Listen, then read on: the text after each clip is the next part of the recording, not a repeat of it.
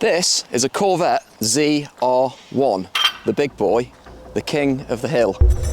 And it's almost like GM in 1990 sent a Terminator sports car back from the future to destroy every other sports car on the planet.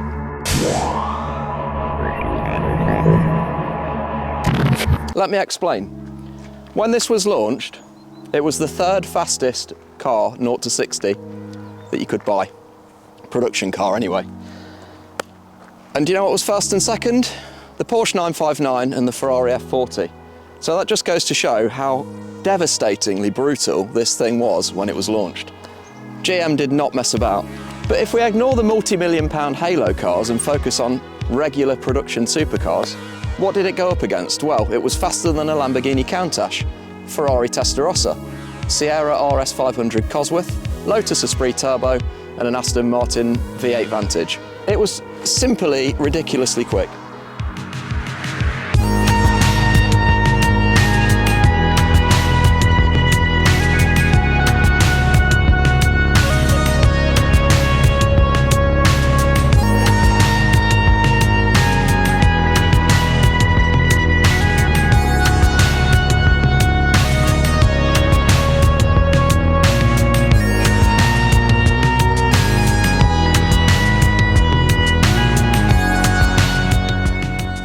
And it wasn't just about straight line performance either. This thing could handle.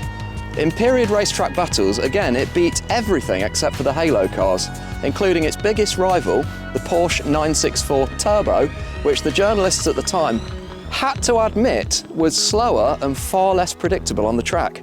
But this underdog wasn't just an amazing sports car that just happened to be ridiculously quick and amazing round a track. It was actually an engineering masterpiece and a world record holder, and it held a world record, which I'll explain later in the video, only broken by the Bugatti Veyron. So hopefully that tells you something about how amazing this car is. Anyway, in this video, I'm going to tell you all about the ZR1 and the differences between what makes this a very, very special car compared to a standard 1990 C4. I'm going to do a Doug DeMuro and show you some of the quirks and features, and I'm going to talk about what makes the car special, and then we're going to go for a drive. Let's get started, but before we do that, make sure you hit like and subscribe now, and if you want to support the channel, you can buy me a coffee using the link below. Press subscribe, leave us a comment, get involved, we'd love to hear from you. Okay, let's go. And let's start with the badge, ZR1, or ZR1 if you're British. But what does it stand for? Well, actually, it doesn't stand for anything. It's just an option code. So ZR1 is just the ZR1 Special Performance Package option code. And if I show you under the glove box, there's a sticker which has all of the different options that the car was fitted with, including this number, which makes it very, very special. So yeah, fun fact, just an option code, nothing else. Okay, next, the engine. So from the mid-80s to the early 1990s, every Corvette C4 had an engine called an L98. It was a 5.7 litre V8 pushrod, which is a single cam engine, tune port injection, which you may have also seen on Camaros of the time, and it made about 240 horsepower. It was actually a great power plant. I really like the L98. Reliable, tunable, good on fuel, easy to work on. It's a nice engine, but it's totally different to this one. In the mid-80s, aside from Colin Chapman's shady business practices, Lotus sports cars were known for three things. One, winning F1 championships. Two, absolutely fantastic sports car engineering. And three, a certain origami masterpiece, which I did own. And if you click up here, you can watch a video on it. Anyway, GM owned Lotus during the development of the ZR1, and somebody in head office had the bright idea to employ Lotus to build the very, very best, most cutting-edge, modern, naturally aspirated V8 that they could possibly come up with. And that's because they wanted to build a flagship version of the Corvette C4, and they wanted to put the Corvette brand on the map as being a genuine alternative to European sports cars and a truly well-performing, affordable sports car, although this one was very expensive. And the brief was simple. Build the most powerful, cutting-edge V8 you can possibly imagine, make sure it's reliable, and make sure it fits in the engine bay of a C4. So they came up with this, the LT5. It's a 5.7 V8, but that's pretty much where the similarity ends. You've got double overhead cam, the first DOHC V8 from GM, and only repeated on the C8 Corvette. 32 valves, 16 injectors, not one but 2 fuel pumps delivering fuel along here. Ask me how I know, because that line was rusty. This is our car, by the way. 16 intake ports, 2 per cylinder, and something quite unique, which was this. This was a 2-stage intake manifold. The first stage uses a small throttle body for low speed response, while the second stage opens up 2 larger throttle bodies for high power situations. This was a crazy and exciting engine, and there was genuinely nothing else like it at the time. I don't think this shares any common components with the L98 standard Corvette C4 engine. And interestingly, the most similar engine to this is the engine in the Lotus Carlton, because at the same time as the LT5 development, the same engineers were working on the Lotus Carlton project. So things like the ECU, I think the injectors possibly, a lot of the engine sensors, O2 sensors, things like that. The gearbox is the same as a Lotus Carlton or an Omega Carlton if you're not from the UK.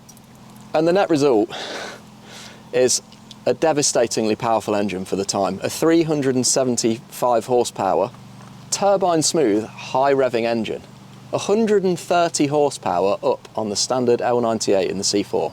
And it was capable of propelling this car to 180 miles an hour, which again, in 1990, was mind-blowingly fast. Not only that, but the LT5 was actually reliable, and it passed all the tests that GM threw at it.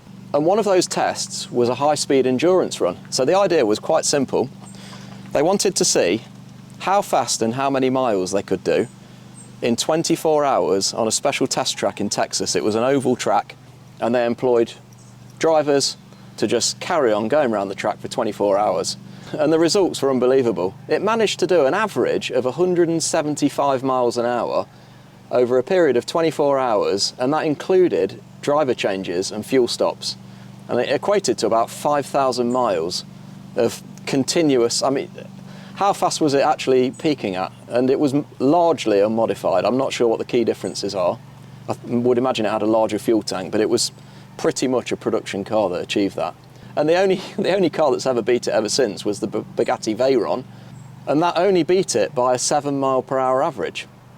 So this thing was impressive. One thing about it, it couldn't have been done if it hadn't been a Chevrolet. That's for sure. The car is incredibly stable at 180 miles an hour. With the selective ride system that we have, it's essentially like riding down the freeway. The car is really living up to expectations. We're having to run it pretty hard. We don't get an opportunity to do that very often. And it's really out there performing well. It's hard not to sometimes stand back a little bit in awe that we're producing this for the public.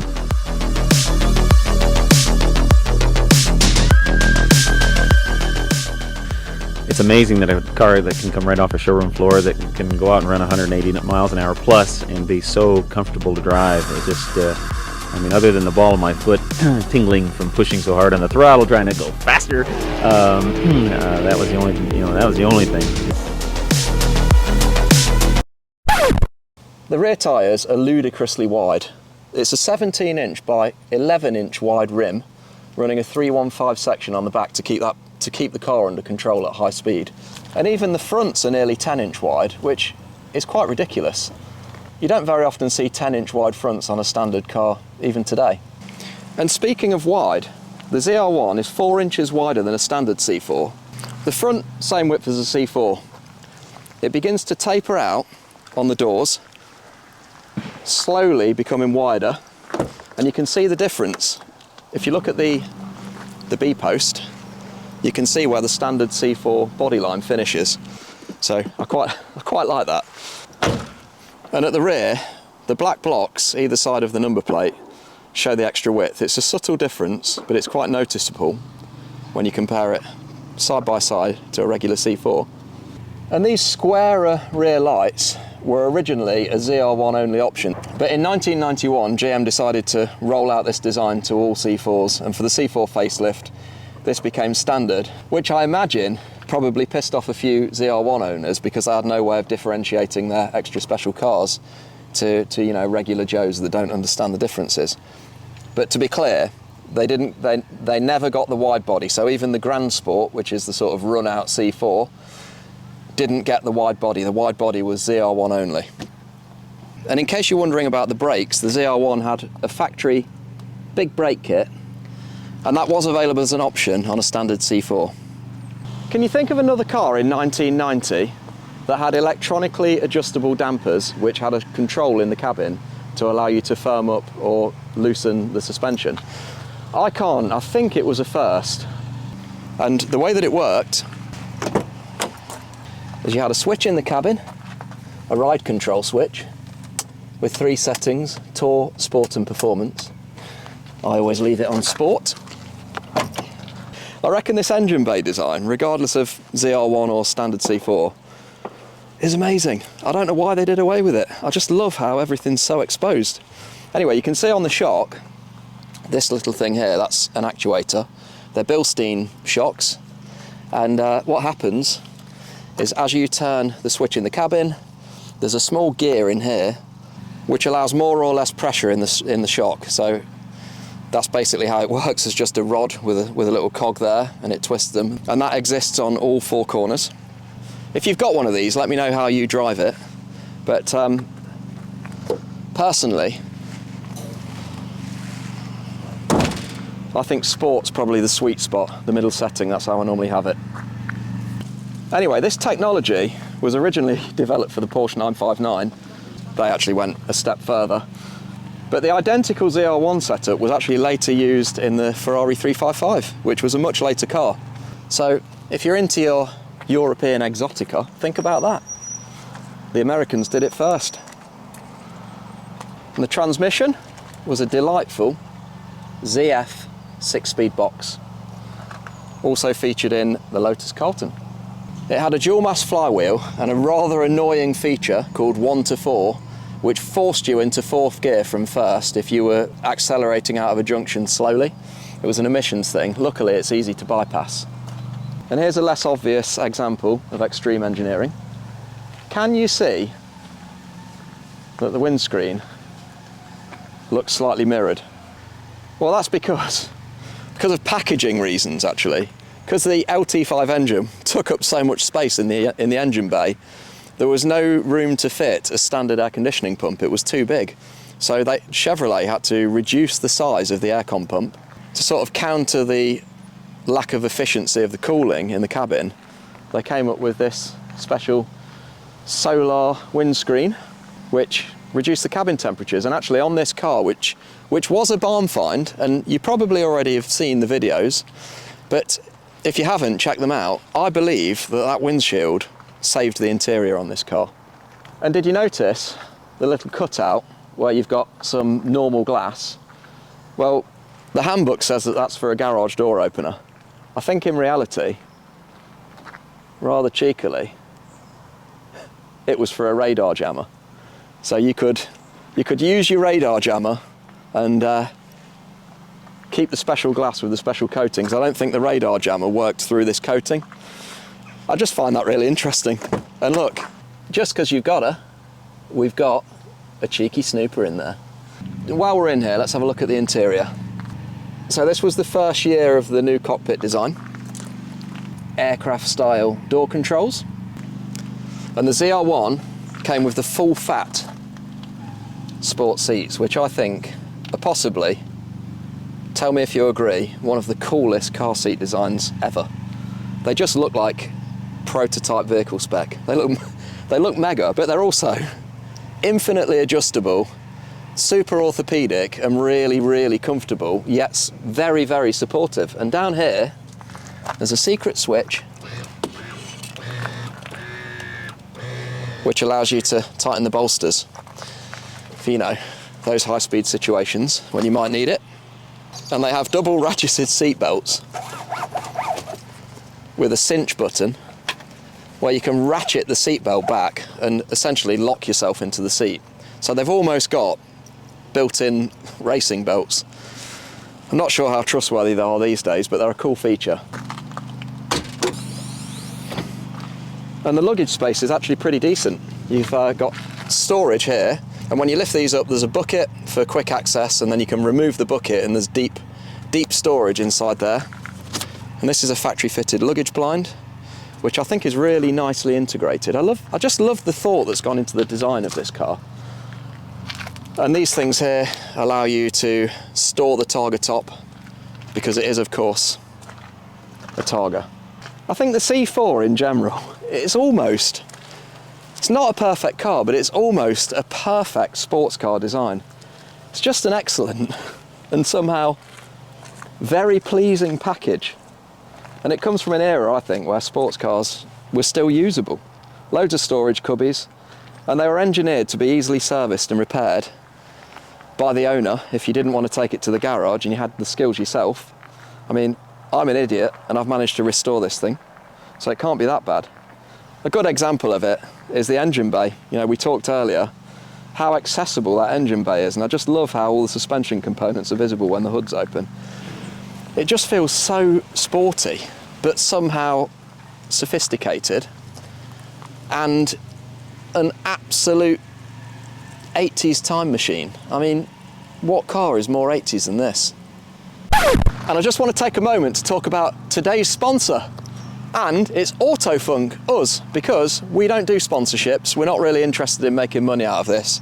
We do it for passion. The way that you can help us, press subscribe. It really, really helps. That's all we ask for. We're not trying to sell you we're not trying to sell you a car vertical. We're not trying to sell you a diagnostic tool or anything else. We just want you to subscribe to the channel and support us. That's all we ask for. Anyway, let's talk about how rare the ZR1 is, because Chevrolet made approximately 360,000 C4s, and out of that there were less than 7,000 ZR1s. I think partly because the market didn't really understand it, partly because it maybe seemed too technical at the time. Maybe American buyers just preferred a pushrod V8, which is absolutely fine. And the engine, as amazing as it is, it's a very European engine. It's not got that throaty, bubbly, typical V8 engine that you think of when you think of a muscle car. But I believe that the reason it didn't sell in massive numbers is nothing to do with all of that. I think it was the price. Because if you tick that option code box for the ZR1 Special Performance Package, the cost of the car doubles. I think in 1990, a regular C4 was around $35,000. The ZR1 package bumped it to $70,000. And at launch, it was in high demand, so people were paying overs as well. It's ridiculously expensive. And a bit of trivia on this car, this was originally supplied to a company in Germany. It was a company owner's company car. God knows why a German chose a ZR1, but fair play to him. And it was 160,000 Deutschmarks. I've got the original invoice for this car. That's around 65, 70 grand UK pounds in 1990, 91. This is actually a 91 car. And in today's money, that's like nudging the £180,000 sort of price tag. So that puts into perspective just how expensive this thing was. We've talked about the engineering, the design, the performance, the quirks and features, the price, but none of that really matters, because the real magic of the ZR1 isn't what's on paper, it's all about how it feels. Come on, let's go for a drive.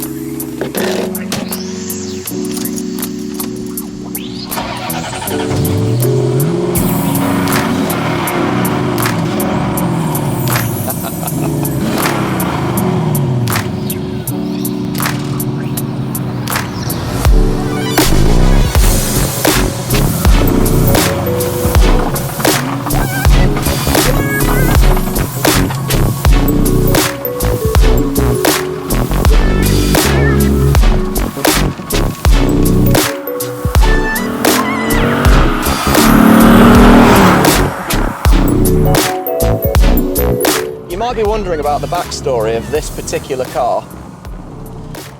And I'll just take a moment to explain to you about it. So in April 2024, me and my friend Chris, who I run the channel with, rescued this car from a farmyard where it had been sat for 20 years. And we did it with Johnny Smith from the Late Break Show, the ex-Fifth Gear presenter, if you know who that is. So if you check his video out, you'll see the very, very first day that we picked this car up. And it's been an absolute roller coaster, restoring the car, bringing it back to life. It didn't run, had loads of issues, looked like utter shit. And here we are today with an extremely complete ZR1 that's functioning perfectly. And we've documented it all. Some of the early videos aren't the best, to be honest. Never really done YouTube before, up until taking this car on. So the audio's not very good, camera work could be better, etc. But if you do want to see the full history of this car, I'm going to post a link up in the corner, and you can click on that. You can watch the entire history of everything that we've done to this amazing machine. And you may have seen this on eBay. The car's for sale, it's got to go. So this video is my final ode to our ZR1. It's the last goodbye, and sad times. But the reality is, we just don't have capacity to keep it, and storage is an issue. And it might even be sold by the time that you watch this.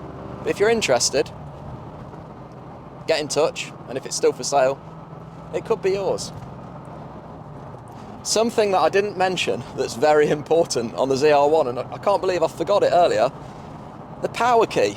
So this thing, this little thing here, this is a power key. It's like a crude sport button. So if you know, on a modern car has a sport button, we have a power key here, and that locks out the power and reduces the car to, I don't know what it is, but something like 230 horsepower. And when you turn the key and put it on full, it unlocks the full 380, or whatever it is, 375. Slightly more on the later cars. So on a sport button, you know, on a modern car, you get a marginal difference. On this, you go from 230 to 380 horsepower, and you can really tell the difference.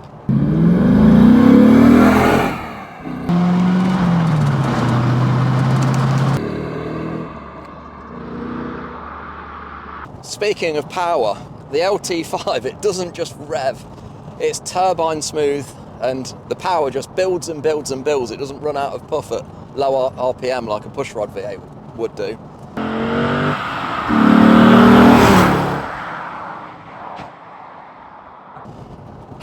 And genuinely, it's still fast, even by modern standards. The gearbox feel is superb. It's not a cable-operated gearbox. The shifter is linked directly to the gearbox below the cabin. It's got like a rifle bolt precision to the gearbox, and on this car it's low mileage, so it's still really tight. And the clutch feels, I'd say it feels maybe slightly stiffer than what you get on a modern car, but it's not difficult to operate. This car is an easy car to drive, and it's an easy car to cover distance in. It's not a pain to live with. It's a little bit squeaky and rattly, showing its age here and there. But generally speaking, being honest, it feels great.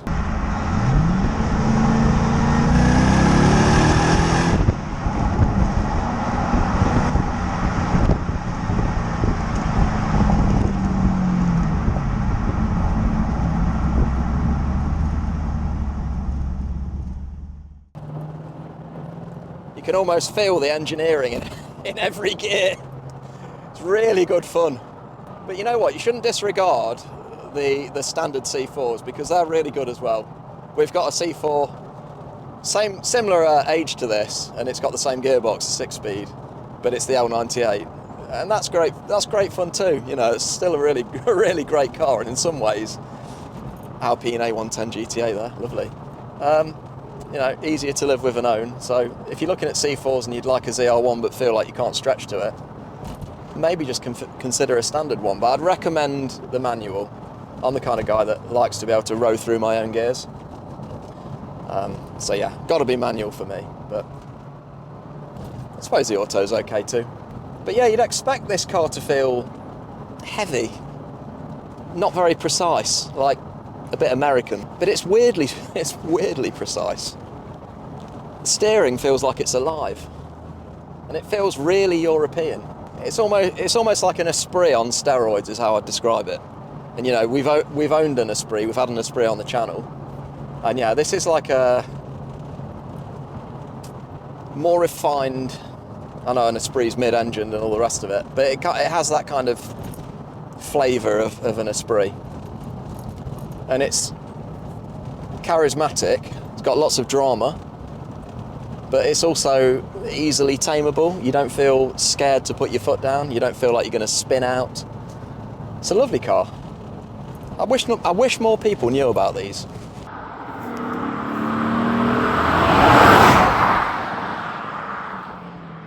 "30 years later, it still feels like the Terminator Chevy from the future.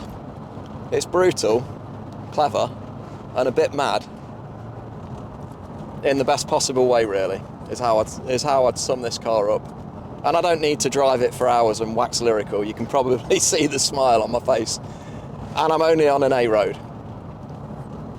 So I'll tell you what, I'm going to find some better roads. I'm going to stop talking and I'll just do some driving shots of the ZR1 on some nice British country roads.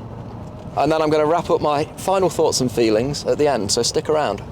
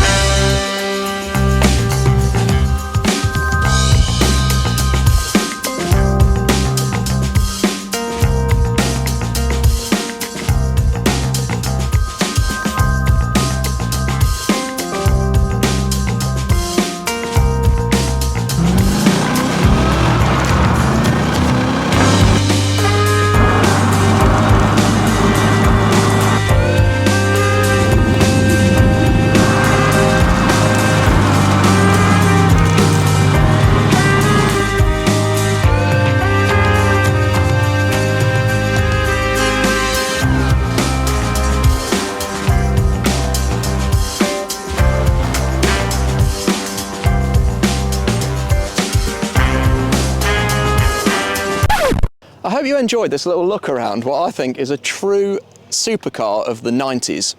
The ZR1, the ZR1X, the C8 ZR1X that's just broken the Nürburgring records, is an amazing modern supercar, but it all started here with the C4. A pioneer, a prototype, a vision from the future, and an extremely forward-thinking design. But it's somehow forgotten, especially in Europe. And you know what? I think these cars deserve more respect. It makes me sad. It makes me sad that people don't understand them and don't respect them. It's like, oh, it's just an old Corvette. Well, actually, no, because it beats everything. Unless you've got squillions of pounds, obviously. And I'm going to leave you with my final thoughts. Think about this. If you're looking for a high-performance retro sports car with almost the same performance as a Ferrari F40, almost the same engineering prowess as a Porsche 959, but costs the same as a Golf GTI, what better choice is there? I don't think there is one. Anyway, hope you enjoyed the video. Don't forget to leave a comment, like, and hit that subscribe button, guys. It really helps.